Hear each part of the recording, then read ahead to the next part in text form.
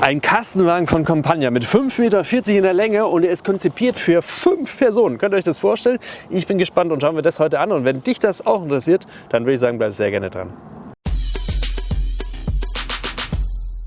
Und damit ganz herzlich willkommen zu diesem neuen Video bei Fan4Van. Mein Name ist Markus und heute schauen wir uns zusammen ein, wie ich meine, sehr spannendes Fahrzeug an, und zwar den Campania 2. Das ist ein Kastenwagen auf 5,40 Meter gebaut für 5 Personen.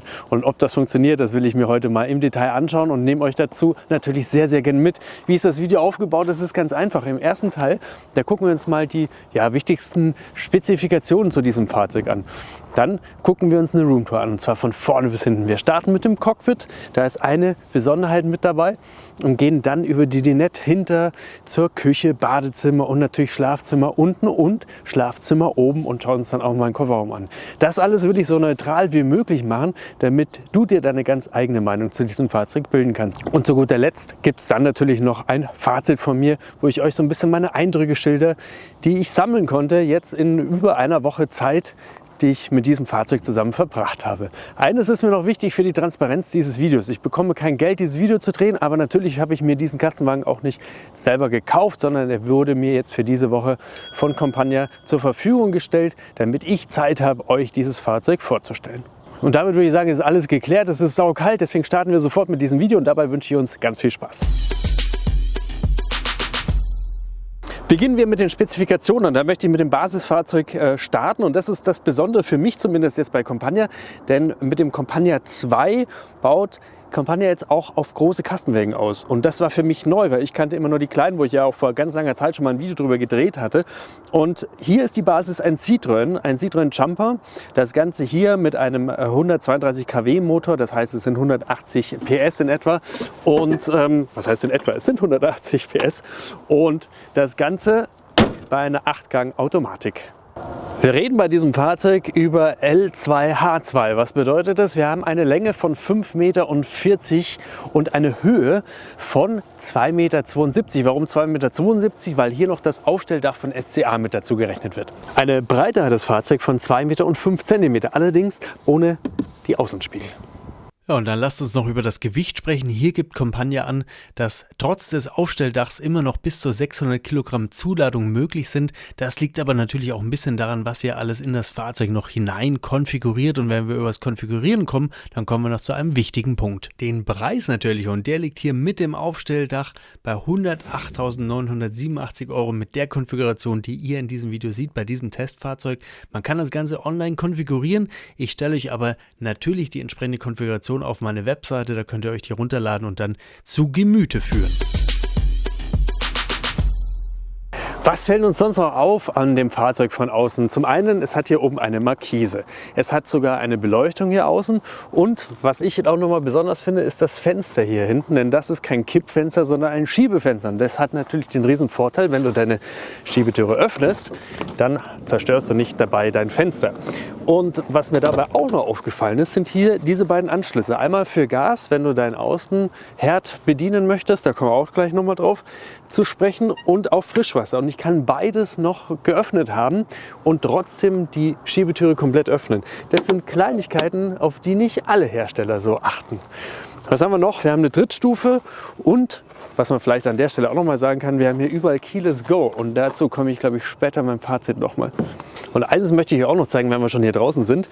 Ist jetzt für die Jahreszeit nicht so ganz optimal, aber du hast hier auch die Möglichkeit, einen Tisch aufzuklappen, der direkt am Küchenblock mit integriert ist. Und ja, finde ich eigentlich eine ganz feine Geschichte. Mir heute aber zu kalt. Ja, was können wir jetzt hier hinten groß feststellen in diesem Fahrzeug? Erstmal gar nicht viel. Das Einzige, wo ich gleich mal darauf hinweisen möchte, ist, hier oben haben wir an der Bremsleuchte 2 Kameras. Einmal für den Rückwärtsgang, damit ich sehen kann, was hier hinten ist. Und die andere Kamera ist für den digitalen Rückspiegel. Ja, und ansonsten ist hier noch eine Anhängerkupplung mit bei, und damit, glaube ich, können wir gleich wieder auf die Fahrerseite hüpfen. Was haben wir hier an der Seite des Fahrers? Und zwar fällt das hier schon mal auf. Hier oben hat es einen Abzug, denn genau hier hinten, innen drinnen, befindet sich das Badezimmer. Und da gibt es kein direktes Fenster, deswegen hat es hier einen Lüfter. Und nachdem wir ein Aufstelldach haben, können wir auch nicht nach oben hinaus lüften, sondern lüften zur Seite hinaus. Hier unten haben wir den Anschluss für Landstrom und man hört es wahrscheinlich auch schon, man sieht es an meinem Atem, es ist richtig kalt, deswegen heizen wir innen mit einer Druma Dieselheizung. Das Ganze kombiniert mit einer Warmwassergeschichte, also nicht Warmwasserheizung, ganz wichtig, das ist eine Lüftungsheizung, sondern Warmwasser wird auch mit dieser Druma-Heizung erzeugt.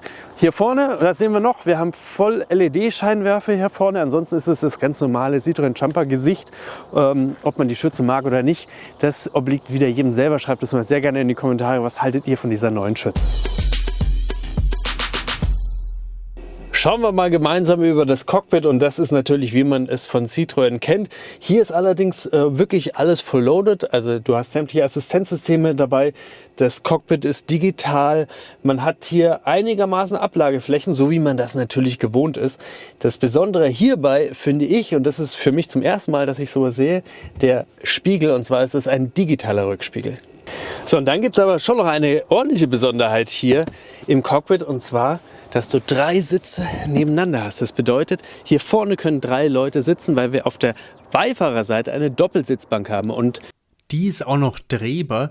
Das Ganze habe ich ausprobiert. Es ist super einfach. Das Wichtigste ist einfach nur, dass man sie zusammenklappt. Das geht über einen einfachen Mechanismus und dann kann man sie sogar bei geschlossener Türe drehen. Das geht einfacher, ehrlicherweise, als beim Fahrersitz. Da habe ich mich ein bisschen angestellt wahrscheinlich. Aber den kann man natürlich auch drehen, wie man hier gleich sehen kann. Und wenn das dann alles mal erledigt ist, dann fehlt für eine ordentliche Dinette eigentlich nur noch der Tisch. Und den findet man hinten, und zwar unterhalb des Bettes. Dazu kommen wir gleich noch. Bett schauen wir uns gleich nochmal in Ruhe an. Da gibt es ein Staufach und hier ist der Tisch samt Tischbein versteckt. Lässt sich natürlich super einfach verbinden und dann ab damit in die Dinette. Ja, und damit ist die Dinette hier eingerichtet. Ihr wisst also jetzt, wo man den Tisch findet und ihn auch während der Fahrt verstauen soll. Es gibt trotzdem noch ein paar Besonderheiten hier zu erwähnen. Zum Beispiel hier diesen Oberschrank. Das ist einmal aufgegliedert in, ich sage jetzt mal, in 2 Regalfächer, die offen sind. Und dann haben wir hier noch ein Schranktürchen. Da ist mein Handtuch, das ich immer gesucht habe. Okay, anderes Thema. Und kann das hier wieder verschließen. Das Besondere jetzt an diesem Schrank ist, dass es hier oben 2 Schrauben hat. Und ich kann diesen Schrank abnehmen und kann ihn austauschen gegen einen komplett geschlossenen Schrank, kann ihn aber auch natürlich weglassen, wenn ich sage, ich brauche mehr Kopffreiheit, kann den hier nach hinten bringen. Und das zieht sich durch das ganze Fahrzeug. Das ist alles sehr modular und das ist sehr besonders. Eine zweite Geschichte, auf die ich noch hinweisen möchte, hier haben wir ein großes Kippfenster. Das Ganze hat aber hier einen Sensor von Druma, ist klar, denn hier direkt drunter befindet sich der Kamin der Dieselheizung. Und natürlich will man nicht, dass die Abgase hier hineinziehen. Was passiert also? Öffne ich das Fenster, stoppt die Heizung automatisch. Und es hat noch eine Besonderheit und die befindet sich hier drüben. Denn du kannst die Stühle ganz einfach noch auseinanderziehen, dann hast du hier noch mal mehr Sitzfreiheit. Auf der anderen Seite ist dann natürlich der Gang hier enger. Das bedeutet, wenn du den Gang wieder brauchst, dann kannst du die Stühle wieder zusammenschieben, willst hier sitzen, gemütlich auf Tour gehen, dann kannst du die Sitze wieder auseinanderfahren. Ach ja, und hier unten, hier befindet sich übrigens der Frostwächter, falls das für den einen oder anderen mal wichtig sein wird. Und direkt über dem Cockpit befindet sich dann noch ein Ablagefach. Das hier ist allerdings kein Standardablagefach, sondern etwas Besonderes, denn es lässt sich in 3 Stufen einstellen und das sorgt dafür, dass ich entweder ganz viel transportieren kann, ein bisschen was transportieren kann oder maximale Freiheit habe, wenn ich zum Beispiel auf dem Fahrersitz sitze und an der Dinette essen möchte. Und überhalb der Fahrertür befinden sich dann noch 2 Bedienelemente. Zum einen für die Druma-Heizung. Hier kann ich die Temperatur für den Raum einstellen und ich kann natürlich auch das Warmwasser bedienen und entsprechend mit Boost oder wie auch immer vorgehen, um schnell an warmes Wasser zu kommen. Zudem kann ich noch auswählen, über welche Energiequelle ich heizen möchte. Apropos Energiequelle, das ist ein gutes Stichwort, denn auf der anderen Seite direkt über der Türe habe ich dann noch meine Elektronik, um alles zu überwachen. Ich sehe einmal die Batteriestände, in dem Fall jetzt die Wasserstände für Frisch- und Abwasser und ich kann auch nochmal schauen, welche Temperaturen wir im Fahrzeug bzw. außerhalb des Fahrzeugs haben.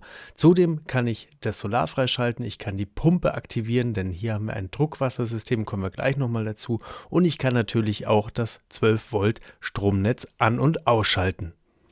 Sprechen wir über die Küche und da fange ich vorne mit dem Kühlschrank an. Ein altbekannter, der Dometic, er lässt sich in beide Richtungen öffnen und natürlich auch wieder schließen. Das bedeutet, ich kann meine Kaltgetränke sowohl von innen komfortabel entnehmen, als auch von außen über die Schiebetür. Drüber haben wir einen Gasherd.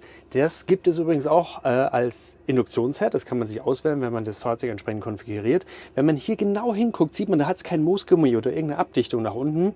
Und das hat folgenden Grund. Man kann diese Herdplatte herausnehmen und kann sie zum Beispiel auch draußen verwenden, was beim Kochen ja durchaus oft Sinn macht. Deswegen hat es draußen zum Beispiel auch den Gasanschluss.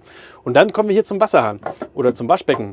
Das ist sehr groß. Es ist übrigens auch das einzige Waschbecken hier in diesem Fahrzeug. Und dieser kleine hübsche Wasserhahn hat zwei Besonderheiten. Und zwar zum einen habe ich hier ein Druckwassersystem verbaut. Das bedeutet, die Pumpe sorgt für permanenten Druck in den Leitungen. Das heißt, ich schalte hier an und habe sofort Wasser. Ich muss also nicht warten. Bei meinen vorherigen Wohnmobilen war es so, da hatte ich so Tauchpumpen und die wurden halt erst aktiviert mit dem Betätigen des Hebels. Dann hat die angefangen zu pumpen und dann dauert es so 1-2 Sekunden, bis du hier das Wasser hast. Ist also hier anders. Und dann hat es hier noch einen zweiten Hahn. Und der ist mit einem Filtersystem kombiniert. Das bedeutet, hier kommt Trinkwasser raus. Dieses Filtersystem befindet sich direkt unterhalb des Waschbeckens und das ist, finde ich, auch eine ganz klare Besonderheit an diesem Fahrzeug. Drüber und drunter habe ich Staufläche. Hier oben einmal ein Schränkchen, so wie man das kennt. Und hier drunter hat es 3 Schubladen, die kann ich einfach mit meinem Fingerchen entriegeln, denn die sind natürlich gesichert, damit die bei der Fahrt nicht öffnen. Und man sieht, bei diesen 3 Schubladen hat es wirklich reichlich Platz für die ganzen Küchenutensilien. Und dann hat es hier nochmal eine Besonderheit, und zwar kann ich hier einfach dieses Brett rausziehen und das ist die Küchenerweiterung. Und das ist meine echte Küchenerweiterung, nicht einfach so ein kleines Klappbrettchen, das ich nach oben klappe.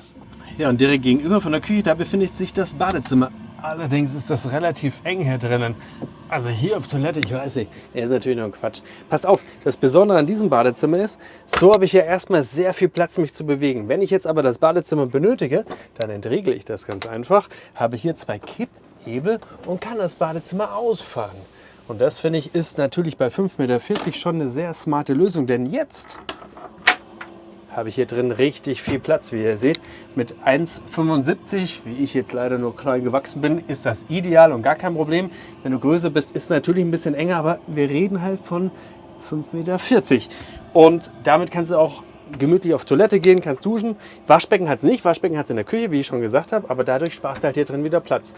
Die X1 ist hier auch nicht standardmäßig drin, sorry dafür. Ich bin halt so ein Heimscheißer, deswegen habe ich meine eigene Toilette hier mitgenommen. Normalerweise ist hier eine Trockentrenntoilette drin. Ich will jetzt auch überhaupt nicht das Thema Toiletten eröffnen.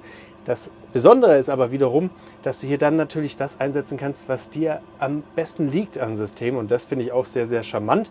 Und das hat vielleicht der eine oder andere von euch auch gemerkt, als wir das Auto außen angesehen haben. Es gibt keine Klappe für die Chemietoilette, um die Kassette zu entnehmen. Und ja, das ist der Grund dafür.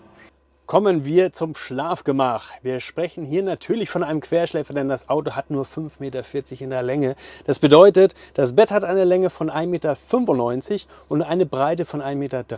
Wobei man die Länge auch nochmal erweitern kann und dann am Ende auf 2 Meter und 6 Zentimeter kommt, wenn man die GFK-Anbauteile nimmt, wie man sie im Konfigurator auswählen kann. Und noch ein Wort zur Verdunkelung. In dieser Konfiguration bestehen diese aus magnetischen Thermomatten. Es sind aber auch Rollos optional erhältlich. Und es hat noch eine Besonderheit, eigentlich fast 2 Besonderheiten dieses Bett. Und zwar kann ich es zur Lounge umfunktionieren. Das ist, glaube ich, so ein Ding bei Campania. Campania liebt Lounges. Das hatte ich bei dem Kleinen schon so bewundert. Ich muss das jetzt mal schnell schauen, wenn wir die Tür jetzt mal nicht öffnen, dass wir das hier schaffen. So, Sekunde. Zum Beispiel so. Jetzt habe ich das hier mit meinem Bett nicht so ganz parat. So, und schon habe ich hier eine loungige Fläche. Jetzt könnte ich hier irgendeinen Film gucken oder natürlich YouTube Fan for Van gucken. Was würdet ihr denn gucken, wenn ihr im Wohnmobil Fernsehen guckt oder streamt oder whatever? Schreibt das mal in die Kommentare. Ich bin da jetzt ein bisschen unerfahren, aber trotzdem ist es saugemütlich. Gläschen Wein in der Hand und toll. Das geht aber nicht nur in diese Richtung. Bevor wir uns jetzt jedoch die andere Richtung ansehen, schauen wir uns noch 2 andere Sachen an. Einmal das Schlafzimmer und zwar im Aufstelldach. Ja, und hier ist das klassische SCA-Dach. Es ist sehr bequem, weil du hast hier drunter deine Tellerfedern. Die Matratze ist relativ hoch, du hast sehr viel Platz und du kannst natürlich theoretisch auch überall die Fenster hier aufmachen zur Durchlüftung. Nachdem es aber jetzt gerade draußen -4 Grad hat, will ich die gerne zulassen. Die Liegefläche beträgt übrigens 1,30 Meter in der Breite auf fast 2 Meter in der Länge. Zudem finden wir hier noch 2 Leuchten mit jeweils einem USB-Anschluss. Gucken wir noch zu guter Letzt in den Kofferraum und da sieht man schon, der ist voll. Also ich bin halt jetzt auch eine Woche unterwegs, sorry dafür, aber ich fand es jetzt gut, weil dann seht ihr auch mal, wie viel Platz da drin ist. Es hat ein paar Besonderheiten und zwar einmal hat es einen Durchgang nach vorne. Die Schottwand kann ich entnehmen, das ist das eine, aber ich habe auch einfach eine Klappe, sodass ich immer vom Innenraum Zugriff zum Kofferraum habe. Finde ich sehr, sehr gelungen. Ich habe hier eine Außendusche mit warmem Wasser sogar. Ich habe hier hinten mein Gas mit drin und damit ich an das Gas rankomme, kann ich den Schwerlastauszug rausnehmen.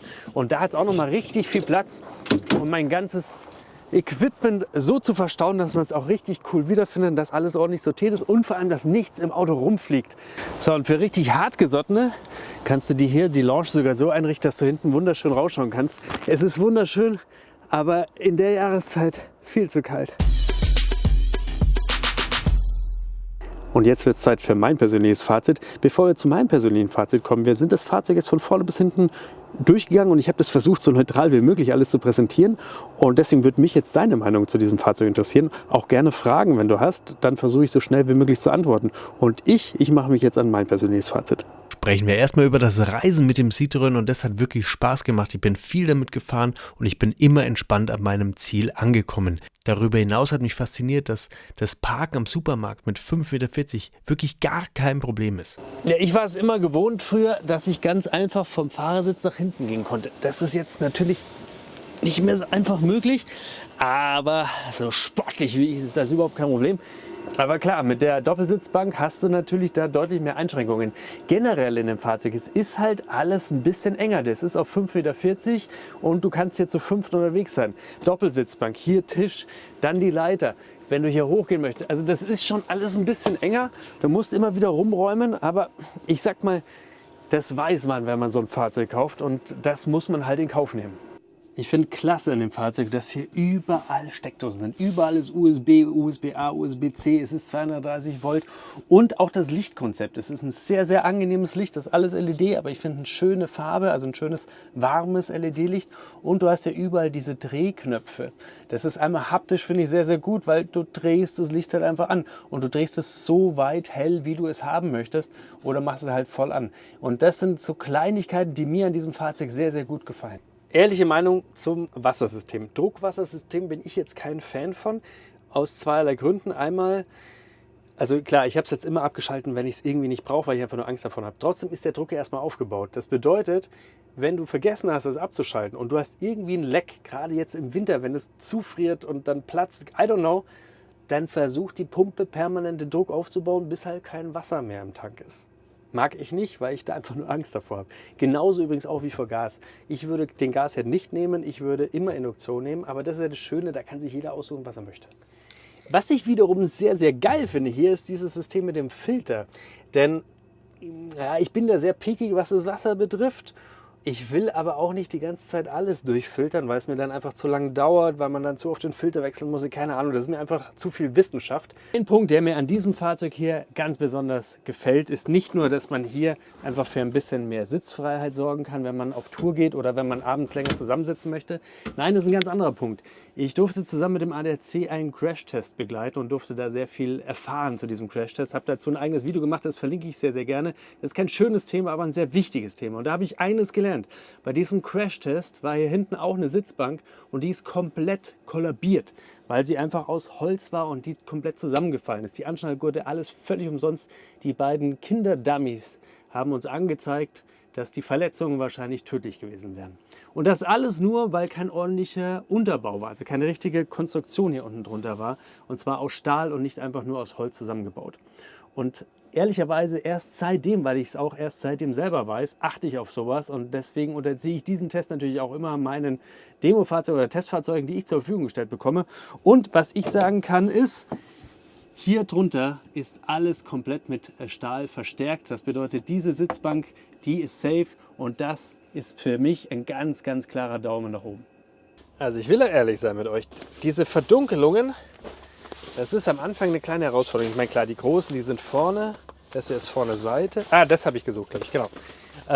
Das ist schon so ein bisschen Herausforderung erstmal, das Richtige zu finden. Aber wenn du es dann gefunden hast, dann wiederum finde ich es klasse. Und zwar warum? Weil ich finde halt einfach, dass es wahnsinnig gut isoliert. Ich bin mir immer nicht sicher, ob schwarz innen ist oder weiß, aber in meinen Augen macht innen beige mehr Sinn als schwarz und nach außen schwarz, weil jetzt ist es draußen ja eh kalt, also kannst du da drauf brennen, wie es will. Ich weiß, das ist jetzt ein bisschen albern, aber ich glaube, was mir am besten an dem Auto gefällt, ist das Thema mit den Schränken hier. Weil einfach, also es sind ja nicht nur die Schränke, es ist einfach alles so modular. Das Badezimmer kannst du rausnehmen.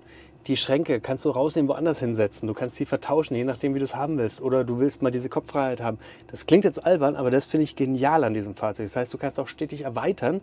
Und auf der anderen Seite ist das gesamte Fahrzeug aber, also es macht überhaupt nicht den Eindruck, als wäre das alles so ein Bausatz, den du irgendwie zusammenklippst oder so, sondern es ist alles sehr homogen. Also mir gefällt das richtig gut. Ich bin hier die ganze Zeit im Spielen. Das ist so ein bisschen wie Lego, habe ich den Eindruck. Wisst ihr, was ich meine? Ich feiere das total. Schau mal, ob ich es wieder reinkriege. Oh, ich muss den dann bald abgeben. War es das schon? Leute, ich glaube, das war's schon. Ich kann mich da dranhängen. Das feiere ich, das feiere ich, das feiere ich wirklich. Was hat es denn hier? Das habe ich noch gar nicht gesehen. Da hat es Zeitschriften drin. Rolling Stones, 4x4 Camper. Ach, und wo wir gerade bei Zeitschriften sind, der Andreas von der Campervans, der hatte vor mir dieses Fahrzeug und hat es auf Herz und Nieren getestet und wird darüber auch einen Bericht schreiben. Und wenn euch seine Meinung zusätzlich interessiert und ihr auch einfach mal was in der Hand halten wollt, dann holt euch einfach das Magazin. Ich glaube, es ist sehr, sehr interessant und sehr, sehr spannend. An dieser Stelle liebe Grüße. Also während meine unfassbar köstliche Suppe mal vor sich hinzieht, kann ich so ein kleines Fazit hier zur Küche äußern. Ich kann nicht kochen und ich koche auch nicht viel, wenn ich beim Camping unterwegs bin. Sowas mache ich mir. Ich mache mir halt Sachen warm, die ich mir von zu Hause mitnehme. Oder wenn ich nicht von zu Hause komme, dann mache ich halt sowas. Bitte spart es euch in den Kommentaren. Was ich nur damit sagen möchte, ich bin nicht sehr kochaffin. Aber ich esse halt sehr gerne und mir ist das auch sehr wichtig. Und ich glaube, dass du hier drinnen echt geil kochen kannst, weil du halt hier viel Platz hast, gerade durch die Lösung mit dem Badezimmer. Wenn du dann noch diese Küchenplattenerweiterung hast, hast du definitiv mehr Platz, als ich in meinen vergangenen Wohnmobilen hatte, obwohl die alle 6,40 Meter oder 6,80 Meter lang waren. Ja, tatsächlich. Also das Badezimmer ist für mich eines der Highlights. Aus mehreren Gründen. Einmal die Idee mit dem Platzsparen. Ich finde, es ist in der Praxis echt super. Ich habe es jetzt nicht mit meinem Kleinen zum Beispiel ausprobiert, ich war jetzt immer alleine in dem Fahrzeug, aber für mich hat es hervorragend funktioniert. Der Platzgewinn, wenn das ganze System hier eingefahren ist wirklich irre. Also du hast hier viel mehr Freiheit, dich zu bewegen, zu agieren, hier deinen Tisch rauszuholen etc. Und auf der anderen Seite ist es aber super schnell rausgezogen. Also das ist mir jetzt immer leicht gefallen. Das Einzige, was mir aufgefallen ist, hat mich aber der Hersteller auch darauf hingewiesen, man soll das auch immer wieder hinten einhaken zum Sichern der Toilette. Ich hab's halt natürlich wieder vergessen. Und wenn du dann so leicht schräg stehst wie ich jetzt, dann kann es dir schnell passieren, dass du hier reintrittst und das Bad wegrutscht. Also, aber das Problem lag halt da jetzt zwischen meinen Ohren. Wenn du das Ding drin hast, ist es super. Es ist ein Abzug drin, der funktioniert hervorragend.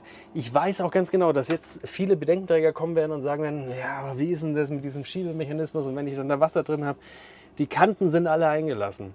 Ich habe jetzt immer drin geduscht, also ich habe jetzt 4-mal drin geduscht und das Wasser ist wirklich ganz schnell draußen, weil du duschst da ja keine 2 Stunden drinnen.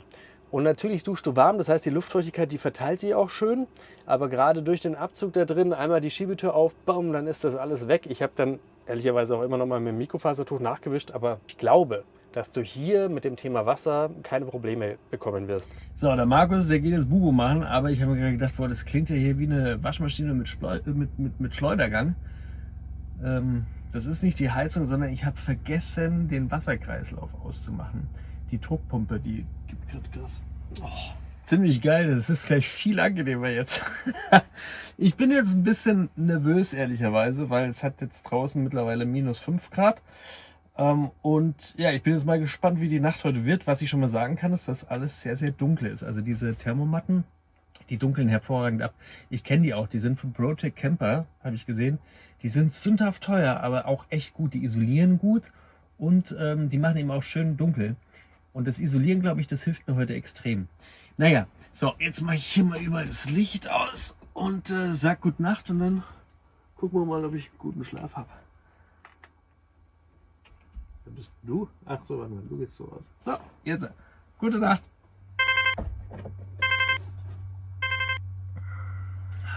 Oh nee, das ist gemein, oder? Oh, der ist auch gemein. Also, Jetzt bin ich wahrscheinlich recht zerknatscht. Entschuldigung. Schönen guten Morgen, aber es ist nicht so schlimm, ich kann euch nicht sehen, weil ich habe meine Kontaktlinse noch nicht drin. Sorry. Also ich habe echt hervorragend geschlafen. Es war mir nicht zu kalt. Ich habe heute Nacht auf 18 Grad eingestellt, habe hier meinen Benchschlafsack, das ist alles top.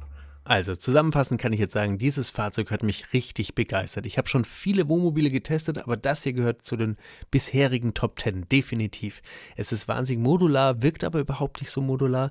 Es ist sehr kompakt und ich glaube, deshalb ist es für Familien als Alltagsfahrzeug, die dann aber auch in den Urlaub fahren wollen und mit dieser Kompaktheit umgehen können, ein ideales Fahrzeug. Und genauso ist es aber auch ein tolles Fahrzeug für Paare, die einfach glücklich sind, wenn sie nicht mit so einem riesen Ding unterwegs sind. Soweit also jetzt zu meinem persönlichen Fazit.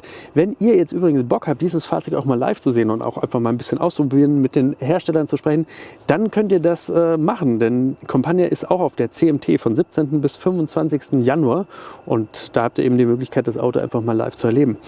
Jetzt sage ich erstmal herzlichen Dank fürs Zusehen. Ich hoffe, die Roomtour hat euch gefallen. Wenn ja, dann lasst super gerne ein Like da. Das würde mich persönlich sehr, sehr freuen. Da geht es mir gar nicht um das Fahrzeug an sich. Das könnt ihr in die Kommentare schreiben, wie ihr das findet. Dieses Like, das ist einfach so eine Bestätigung für mich. Und an dieser Stelle ganz herzliches Dankeschön für jedes einzelne Finger hier nach oben oder Däumchen nach oben. Und wenn ihr total wild seid, dann abonniert auch sehr gerne den Kanal. Hier geht es immer rund um das Thema Camping mit Roomtouren, mit Gadgets, mit allem drum und dran. Hier kommen regelmäßig neue Videos und damit ihr da keins verpasst, auch gerne auf die Glocke drücken, denn dann werdet ihr sofort informiert, wenn es hier was Neues gibt. Und jetzt wünsche ich euch, egal mit welchem Fahrzeug auch immer ihr unterwegs seid, ganz, ganz tolle Touren. Das Wichtigste ist, dass ihr gesund und glücklich wieder zurückkommt und dann sehen wir uns beim nächsten Video oder vielleicht sogar auf der CMT persönlich. Bis dahin, vielen Dank fürs Zusehen, euer Markus. Ciao.